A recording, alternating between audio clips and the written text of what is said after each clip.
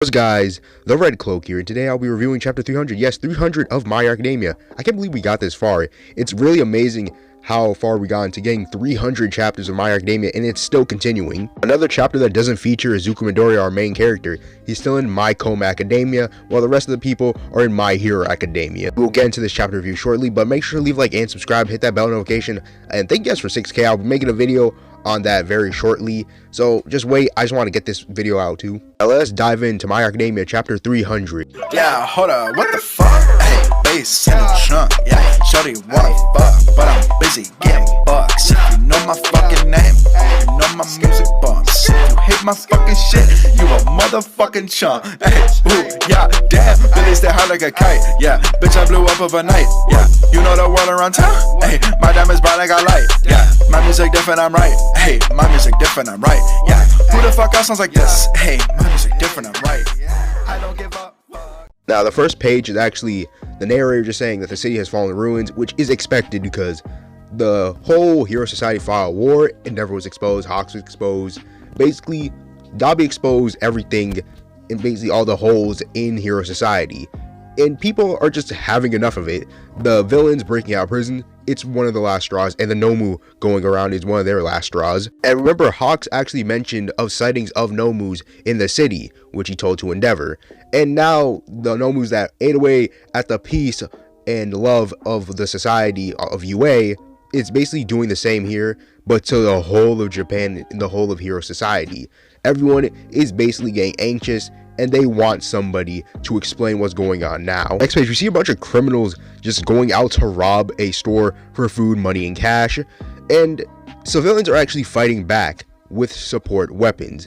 And it's kind of insane because most of the heroes that we know of are either injured or in the hospital or dead, like Crust and Midnight. So the civilians kind of have to fight back, and they have to fend for themselves because their heroes aren't here to save them. They aren't here to basically give them that light of hope. And when Redestro said the seeds have already been planted, he meant it. He wanted everyone who had a quirk to fend off and fight for themselves and not wait for heroes. And that's what civilians did here. But them not having any combat experience basically injured them or made casualties or destruction in the places that they were. It looks like Wash is the only one on the scene, and he's just trying to check everything out until a civilian throws something at him, which Wash is getting aggravated because, again, he's just trying to help out, and the civilian just threw something at him. And the civilian just says, look, where were you? You're late. We already defeated the villain. Even when we're inside, we're still caught in the crossfire. And Wash is just getting bombarded with these questions, and Wash is just trying to do his job.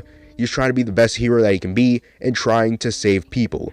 And Wash is getting angry. I would get angry too because Wash is getting disrespected. It actually seems that the samurai ninja or samurai pro hero has retired, and all I gotta say is good riddance, buddy. That's all I gotta say, because I didn't really know him like that. If it was Edge Shot or Best Genius or Hawks, then yeah, I'd kind of feel bad.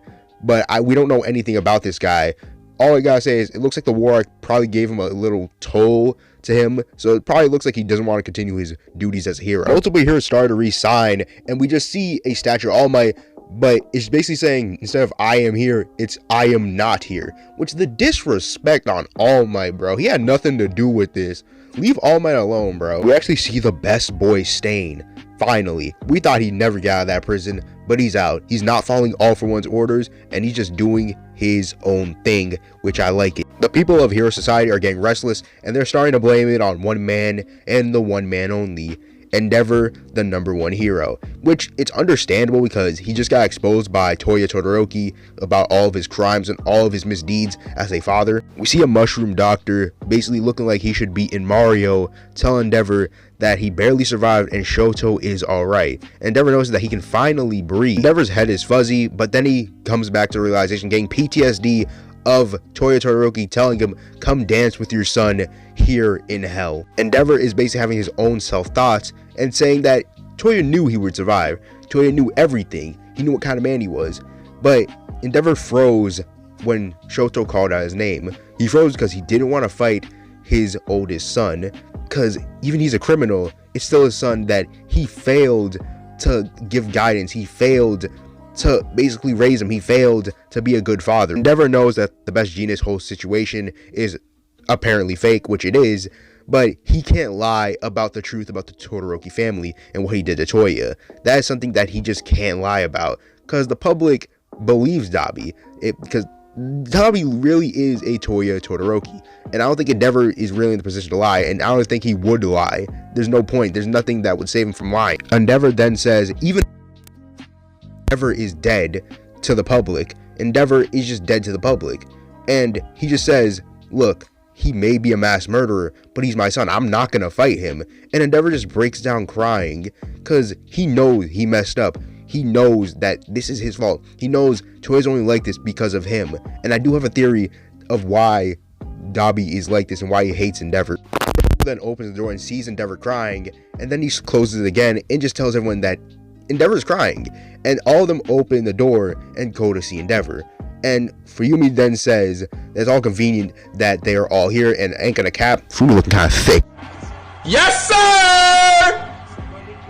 Endeavor again breaks down, apologizing to his family, saying that he truly is sorry, and Natsuo just asks him, why are you even crying? And Endeavor just saying that it's already too late, that his actions are just weighing down on him. His crimes will not be unexcused. Endeavor's about to say that my heart is, but Ray cuts him off and tells him, your heart is what? Guilty of your actions. And she just tells him that everyone else is suffering just as much as you.